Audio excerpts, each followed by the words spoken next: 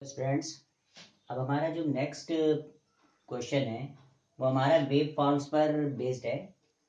हमें एक diagram given दे रखा होगा, उसमें हमें दो इनपुट्स की वेव फॉर्म दे रखी होंगी और एक आउटपुट की वेव फॉर्म दे रखी होगी। तो इसके जो आउटपुट की वेव फॉर्म बनेगी वो हमें देखकर ये बताना है कि इसमें कौन सा गेट हमारा यूज हुआ है। तो उसको समझने से पहले हमें ये समझना होगा कि हमारी कौन सी पल्स जो है, यानी कौन सा सिग्नल जो है वो जीरो को रिप्रेजेंट करता है और कौन सा सिग्नल जो है वो हमारा वन को रिप्रेजेंट करता है। उसको समझने के लिए क्या करते हैं हम लोग, सबसे पहले हम लोग एक अगर सपोज करिए एक स्ट्रेट लाइन दे रखी है, तो अभी हमें ये कंफर्म नहीं है कि ये जीरो को रिप्रेजेंट करती है पल्स या वन को रिप्रेजेंट करती है। इन केस अगर ये हमारी राइज कर रही है, ऊपर की तरफ जा रही है, तो अब कंफर्म हो गया कि ये हमारी जीरो को है और ये हमारी वन है।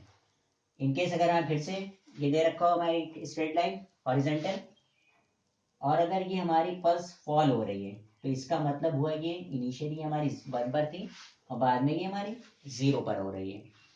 तो इसी के बेसिस पर अब हम आगे इसके बारे में डिस्कस करते हैं।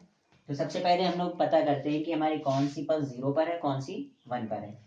सबसे पहले हमने जो फर्स्ट पल्स दी T equal to zero, time जब जीरो होता है, टाइम कैसे जीरो हो जाएगा? टाइम जीरो का मतलब है कि जब हमने एक्सपेरिमेंट अपने स्टार्ट करा, यानी जब फर्स्ट पल्स दी, सपोज करिए आपने 4 बजे अगर पल्स पहली अप्लाई करी, तो वो टाइम आपका काउंट होगा जीरो। ठीक है, तो आप देखिए पहले ए इनपुट को देखिए। हम इसमें फर्स्ट वन और जीरो को पता लगाने की नेक्स्ट पल्स देखते हैं। नेक्स्ट पल्स से ही हमें पता चलता है कि ये जीरो पर थी फर्स्ट पल्स या वन पर थी। तो जब हमने नेक्स्ट पल्स देखी तो वो नीचे फॉल हो रही है, इसका मतलब ये हमारा इनिशियल इनपुट क्या था, हमारा वन पर। ऐसी बी में देखिए नेक्स्ट पल्स जो है वो हमारी फॉल हो रही है, इसका मतलब हमारा इनिशियल इनपुट क्या था, वन पर। और ये देखिए हमारी वाई जो हमारा आउटपुट है, इसमें देखिए नेक्स्ट पल्स जो है वो हमारी वन पर जा रही है, इसका मतलब इसकी इनिशियल इनपुट क्या थी, हमारी जीरो। अब ऐसे ही हम हमारा, तो हम आप अगर इसमें एरो बना लेंगे तो आपको बहुत आसानी हो जाएगी।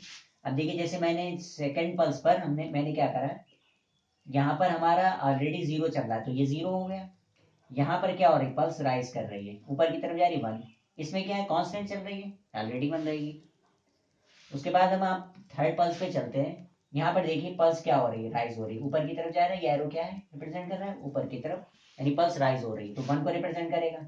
ये पल्स फॉल हो रही है, जीरो को रिप्रेजेंट करेगा। ये अभी भी क्या है, हमारी वन पर थी।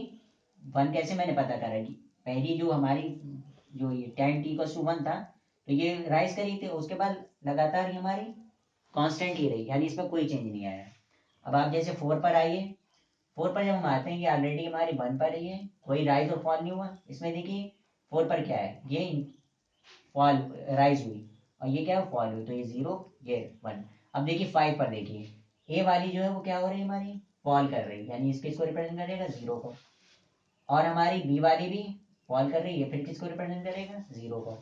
और हमारी जो वाई वाली है, ये क्या कर रही है, रिप्रेजेंट हमारी राइज हो रही है, तो इसकी वन को रिप्रेजेंट करेगी।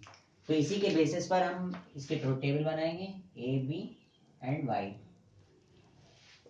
सबसे पहले टाइम जीरो पर A one B one Y zero, A one B one Y zero. One पर देखिए सेकंड पल्स पर A zero B zero Y one, A zero B zero Y one. Second pulse पर third pulse हुई जो time tickles to 2 second पर, ये zero पर है, ये वन पर है, फिर वन पर, zero one and one. And उसके बाद आप थर्ड पल्स पे देखिए, ये वन पर है, बी जीरो पर है, ए वन पर बी जीरो पर, एंड आपका जो वाई है वो आपका वन पर है। तो अब आप इसमें देखिए रिजल्ट हमारा क्या मिल रहा है कि हमारा इनिशियली हमारा वन वन पे जीरो मिल रहा है, बाकी सब पर हमें आउटपुट मिल रहा है। तो आपको ये पता है कि वन वन पर हमें कब जीरो मिलता है, नैंड गेट में। एंड का अपोजिट होता है, क्योंकि एंड में हमें वन वन पर आउटपुट मिलता है, बाकी सब पर आउटपुट जीरो मिलता है। तो आपको सिर्फ आउटपुट किस पर मिल रहा है, सॉरी, आउटपुट आपको किस पर नहीं मिल रहा है, वन वन पर, बाकी सब पर आउटपुट मिल रहा है। तो किसको रिप्रेजेंट कर रहा है, ये नैंड गेट को। इसी के बेसिस पर अभी हम लोग और इसकी वेव फॉर्म स्टडी करेंगे तो आपको और क्लियर हो जाएगा। तो बस आपको ये समझना है कि जब पल्स राइज हो रही है, मतलब सपोज करिए इस तरह से अगर हमारा ये है, तो ये आपको वन को रिप्रेजेंट करेगा। और ये आपको 0 को रिप्रेजेंट करेगा। और सपोज करिए इस तरह से हमारा यहाँ इसके बीच में हमने 4 पल्स लगा दी, तो आप देखिए t इक्वल्स टू 1 पर, 2 पर, 3 पर एंड लास्ट में 4 पर। देखिए यहाँ पर पल्स राइज हुई, ये रिप्रेजेंट करेगा 1 को। अब यहाँ पर कांस्टेंट रही, यानी यहाँ पर भी 1 होगा, यहाँ पर भी कांस्टेंट रही 1 रही, और यहाँ पर फॉल हुई तो 0। तो बस आपको इस तरह से आपको 0 और 1 को समझना है, उसके बेसिस पर हम लोग ये ट्रुथ टेबल अपनी बना लेंगे और पता लगा लेंगे कौन सा गेट इसमें यूज हो रहा है।